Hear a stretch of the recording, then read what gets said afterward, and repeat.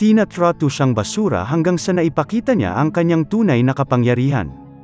Si Rikuwa ay isang 12 taong gulang na tagapagmana sa isang demon clan, ngunit ang ilan sa kanyang mga miyembro ng lipi ay tinatrato siya tulad ng basura at sinusubukan na bawian siya ng buhay dahil palagi siyang nasa mahina niyang anyo ng tao. Hanggang sa dumating ang isang gabi nang ibunyag niya ang hari ng demonyo sa loob niya, gamit ito upang mamuno sa kanyang mga tao at pumatay ng libu-libong mga demonyo laban sa kanya. Nagsisimula ang aming kwento habang nakatagpo kami ng aming kalaban. Si Rikuwa Nora, isang 8 taong gulang na batang lalaki na masaya sa kanyang pamilya. Masaya siyang tumatakbo sa unahan ng lahat.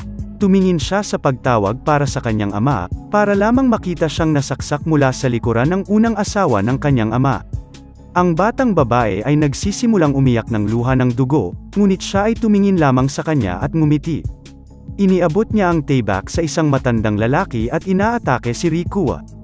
Ang kanyang ama ay namamahala upang tumayo at humakbang sa harap upang mailigtas ang kanyang anak. Pagkalipas ng 4 na taon, nalaman namin na ang Rikuwa ay ang pangatlong tagapagmana ng lipi ni Nora. Isang lipi ng mga demonyo na naglalakad sa mga tao. Ang kanyang lolo at demonyong tagapaglingkod ay patuloy na nagtutulak sa kanya na kumuha ng responsibilidad bilang pinuno. Ngunit dahil ang Rikuwa ay maaari lamang magbago sa isang demonyo sa gabi. At nakalimutan ang lahat ng mga aksyon na ginagawa niya sa kanyang form ng demonyo. Pinaghihirapan nila silang hikayatin siya at dahil ang mga miyembro ng lipi ni Nora ay sinasabing kakilakilabot na nilalang sa mundo ng tao. Nagpasya si Rikuwa na huwag maging pinuno ng pamilya, at mabuhay ang kanyang buhay bilang isang ordinaryong mag-aaral sa kanyang anyo ng tao. Isang araw, sa paaralan, inanyayahan siya ng mga kaibigan ni Rikuwa na bisitahin ang isang inabandunang gusali dahil narinig nila na may mga demonyo doon. Pagdating nila sa gusali, nagpanik si Rikuwa dahil maaari niyang maramdaman ang mga demonyo na umaagaw sa buong gusali. Ang kanyang mga kaibigan ay nagsisimulang maghanap ng mga demonyo. Ngunit sinubukan niya ang kanyang makakaya upang itago ang mga ito sa kanyang mga kaibigan. Bigla, lumilitaw ang isang mapanganib na demonyo, na pinalayo ang kanyang mga kaibigan at walang malay si Kana dahil sa takot. Handa niyang ilabas ang kanyang demonyo sa proteksyon ni Kana. Ngunit ang kanyang 2 tagapaglingkod sa demonyo, sina Oikawa at Autobo ay lumilitaw upang puksain ang demonyo. Matapos nilang talunin ang demonyo, nalaman niya na lagi silang pinagmamasdan sa kanya bilang kanyang mga kamag-aral sa tulong ng kanilang anyo ng tao. Ito ay nakakagulat sa kanya dahil hindi niya alam na ang kanyang mga lingkod ay magiging kanyang mga kamag-aral.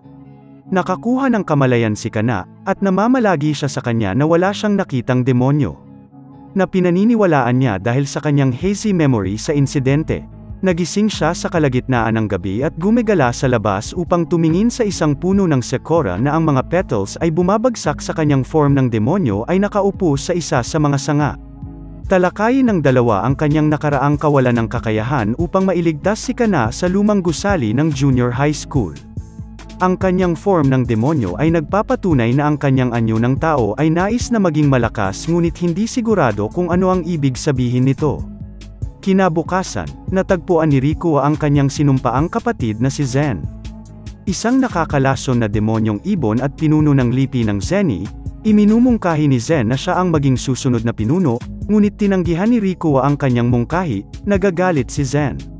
Sa matinding galit, inaatake siya ni Zen sa kanyang mga nakakalason na balahibo, ngunit pinalaya ng Oikawa ang mga balahibo gamit ang kanyang kapangyarihan ng nyebe at pinoprotektahan si Rikuwa sa oras. Nanghina si Zen matapos gamitin ang kanyang lakas ng balahibo at nagtatapos sa pag-iwan sa pagkabigo. Kinumpirma ni Rikuwa ang kanyang lolo, ang kasalukuyang pinuno, para sa pag-anyaya kay Zen, at nalaman na ang mga miyembro ng lipi ng Zeni ay tumatanggap ng proteksyon mula sa pinuno ng lipi, sapagkat sila ang kanilang kaalyado at isang mas mahina na lipi. Pagkatapos ay tumakbo siya upang hanapin si Zen upang mas linawin niya ang kanyang damdamin sa kanya ng mas malinaw. Pagdating niya sa cart ni Zen, nakita niya na ipinagkanulo at inatake ng kanyang opisyal si Zen. Ipinaliwanag ng opisyal na plano niyang patayin si Zen at pagkatapos ay Rikuwa, dahil lamang sa isang malaking paksayo ng anti-Rikuwa na ayaw niyang maging pinuno. Lumapit si Rikuwa sa kanila, at sinabi sa kanya ni Zen na lumabas. Hindi niya maprotektahan ang kanyang sarili, at ang pagprotekta sa kanya ay magpapahirap sa lahat. Si Rikuwa sa kabilang banda, ay tumayo at nagbabago sa kanyang form ng demonyo, iginuhit niya ang kanyang tebak at madaling pinapatay ang opisyal na may isang solong slash. Ipinapahayag niya sa kanyang mga miyembro ng lipi na siya ang magiging susunod na pinuno, at nangangako na protektahan ang maraming mga demonyo.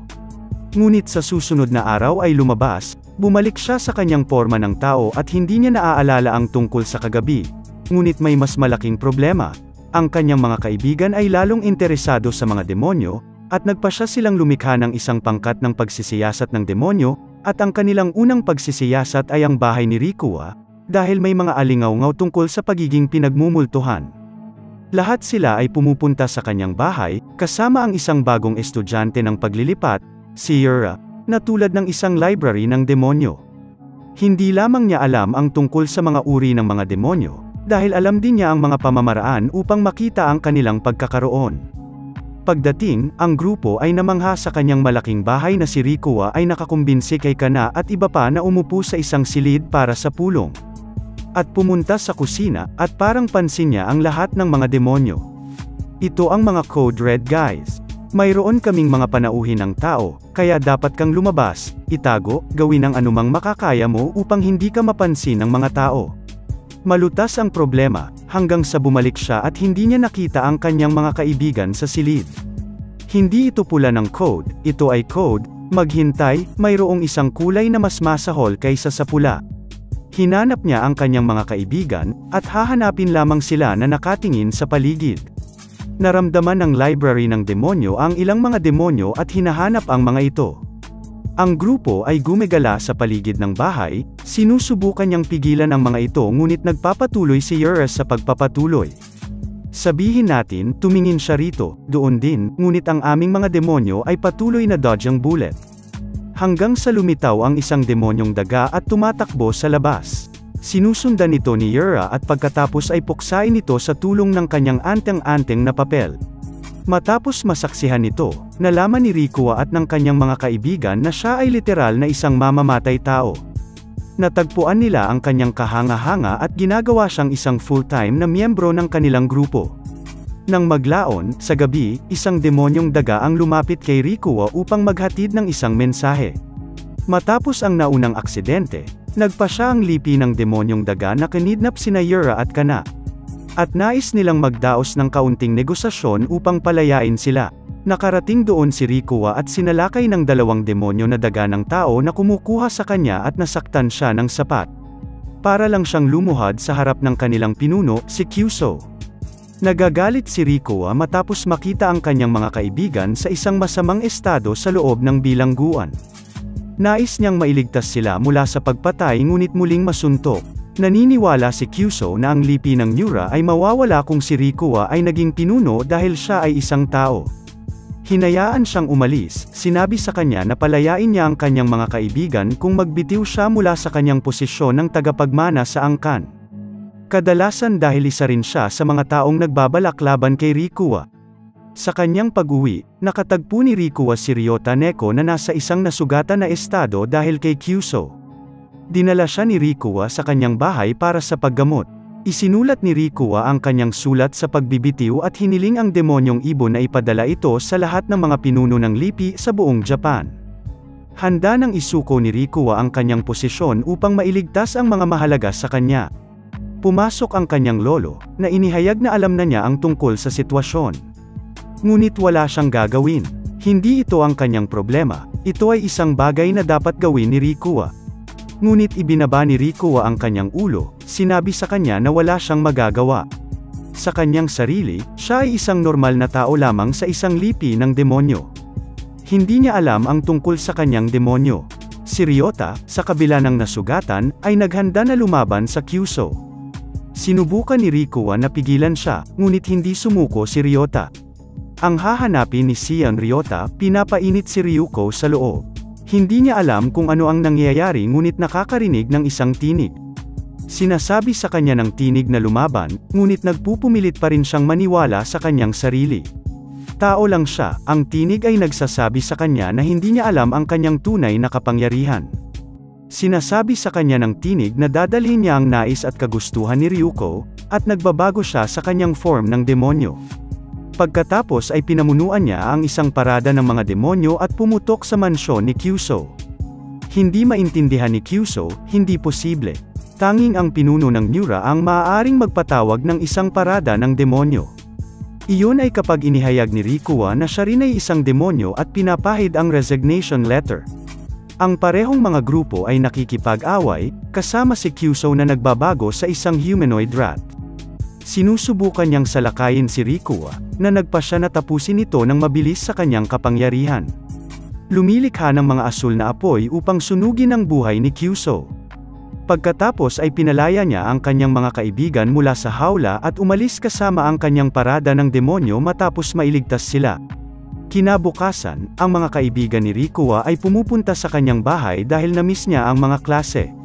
Nagkasakit siya matapos na magbago muli sa isang tao, dahil hindi niya pa rin mahawakan ang kanyang form ng demonyo sa isang matagal na oras na bigla sila matapos makita ang pag-aalaga sa kanya ni Oikawa. Hindi nila alam na demonyo din siya, sa kanila, normal lang siyang estudyante. Ang bawat tao ay nagsisimula na mag-alinlangan sa kanilang relasyon, si Kana ay nagseselos. Pinilit ang Rikuwa na linawin na ang Oikawa ay dumating lamang 1 minuto na ang nakakaraan na pinaniniwalaan nilang lahat. Sa katapusan ng linggo, binisita ni Rikuwa at ng kanyang pangkat ang bundok ng Yumrakuan para sa kanilang kampo ng pagsasanay sa demonyo. At hahanapin doon ang Yumwakamaru's Shrine. Natutunan nila sa pamamagitan ng isang gabay na ang dambana na ito ay kabilang sa isang maalamat na demonyo na tinatawag na Yumwakamaru. Sino ang nakakasakit sa mga manlalakbay sa bundok na ito ayon sa mga alamat? Si Yumwakamaru ay isang tao na namatay ang kanyang ama noong siya ay bata pa. At kalaunan ay kumain ang kanyang ina sa harap niya ng isang demonyo na tinatawag na Gayuki. Matapos maghirap sa pangyayaring ito, pinatay ni Yumwakamaru ang demonyo at kinuha ang posisyon nito bilang Gayuki. Mula pa noong araw na iyon, itinapon niya ang kanyang sangkatauhan at nagpatuloy sa isang magalit. Patayin ang mga tao sa bundok na ito. Ipinapalim sa kanila ng gabay ang dating pangalan ng bundok. At ibinabawas ni Rikuwa na ang Yumwakamaru ay isang miyembro ng lipi ng Miura na nagngangalang Gayuki, kung saan kabilang ang teritoryo na ito. Natakot ang grupo ni Rikuwa, ngunit inaalok sila ng gabay na manatili sa isang marangyang hotel. Nakalimutan nilang lahat ang kanilang takot. Sa gabi, 2 sa kanyang mga kaibigan na lalaki ang nagpasya na maghanap para sa mga demonyo sa labas. Sina Rikuwa at Oikawa ay kasama nila. At sinuri nila ang iba't ibang mga lugar ngunit wala silang makitang. Nakakuha ng alerto si Rikuwa sa panganib kapag ang kanyang 2 kaibigan ay pumunta sa maling landas at nahihiwalay sa kanya. Hinahanap niya ang mga ito at hahanapin sila sa isang walang malay na estado. Ang subordinate ni Gayuki, inilagay sila ni Gazumaro sa isang ilusyon na spell. Mabilis na napagtanto ni Rikuwa na nahulog siya sa bitag ng kaaway ng paghahati sa kanya mula sa Oikawa. Kaya bumalik siya at hahanapin siya sa isang brutal na nasugatan na estado. Ang pagsaksi sa Oikawa tungkol sa pagsaksak sa Gazamaru. Mabilis na sumugod si Rikuwa sa harap niya at hinampas ang tibak ng kaaway sa kanyang sarili. Bilang isang resulta, ang tibak ni Gozumuro ay lumipad sa kanyang kamay at binibigyan nito ang oras ng Rikuwa upang dalhin ang Oikawa sa isang ligtas na lugar. Pagkatapos ay bumalik si Rikuwa upang makipaglaban kay Gazumaro. Pareho silang mabangis na umaatake sa bawat isa at nakikipag-ugnay sa isang tunggalian ng tibak. Matapos makipag-usap sa bawat isa sa pantay na lupa, ang mga sulok ng Gazumaro na Rikuwa at nakakuha ng isang itaas na kamay upang hampasin siya ngunit si Rikuwa ay dodges ang kanyang pag-atake, na nagreresulta sa puno sa likuran niya na naputol sa kalahati. Kapag nag-aaway ulit sila, ginamit ni Rikuwa ang kanyang buong lakas upang itulak siya pabalik at bilang isang resulta, nahulog siya sa lupa. Pagkatapos ay kinanta ni Gazumaro ang isang spell na nagbabago sa kanyang demonyong form. Tumalon siya sa Rikuwa upang salakayin siya ng kanyang mga claws ng demonyo ngunit itinulak siya ni Oikawa upang protektahan si Rikuwa. Matapos itapon ang Oikawa, ang Gazamaru ay nagbiru kapwa para sa pagiging tao lamang. Nagagalit si Rikuwa matapos marinig ang gayong nakakainsulto na mga puna kaya nagbago siya sa kanyang form ng demonyo. Pagkatapos ay sinampal niya ang likuran ni Gazumaro gamit ang kanyang tibak at pinutol ang kanyang mga kuko sa mga piraso na nagdulot sa kanya na mawalan ng malay. Sa kanyang pagbabalik sa otel, natagpuan ni Rikuwa si Kana na naghahanap sa paligid para sa kanya. Gayunpaman, hindi niya siya nakikilala dahil sa kanyang demonyong porma kaya ipinagkatiwala ni Rikuwa ang Oikawa kay Kana at tumungo patungo sa mansyon sa bundok na ito. Nang dumating si Rikuwa sa mansyon, nakilala niya si Gayuki. Sino ang tumuturo sa kanyang tebak sa leeg ni Rikuwa? Si Gayuki ang siyang nagbabalak laban kay Rikuwa. Dahil lang hindi niya naaalala ang tungkol sa kanyang demonyo. Si Gayuki ay una na isang tao. Sino ang naging miyembro ng lipi ng Nura matapos labanan laban sa unang pinuno ni Nura? Ang labanan na iyon ay nagpaunlad sa kanya ng pagpapahalaga sa kabutihang loob at kabayanihan ng pinuno ng kataas-taasang utos. Ngunit tumanggi si Rikuwa na maging susunod na pinuno at nais na mabuhay bilang isang tao. Nakakagambala sa kanya, dahil itinapon niya ang kanyang sangkatauhan upang maging isang malakas na demonyo. Ipinapakita rin ito ang pananagutan ni Rikuwa bilang isang pinuno. Kaya ginamit niya si Kyuso upang gawing retirado si Rikuwa mula sa kanyang posisyon ngunit nabigo ang plano kaya ngayon nais niyang patayin si Rikuwa. Matapos marinig ang kanyang mga kadahilanan, itinulak ni Rikuwa ang tebak ni Gayuki mula sa kanyang leeg at hinayla ang kanyang tebak upang makipag-usap sa kanya. Pareho silang naghampas ng walang pagbibigay sa bawat isa ng anumang sandali upang huminga. Matapos mag-clash ng mahabang panahon, huminto ang tunggalian ng tebak nang pareho silang naglagay tebak sa bawat isa sa mga leeg muli. Biglang nagsimulang makita ni Rikuwa ang opisyal ng Kyuso at Sen, na pinatay niya dati. Sinimulan nila ang pagtatanong sa kanya at sa kanyang kalooban na sakupin ang pamilya, at simulang salakayin siya.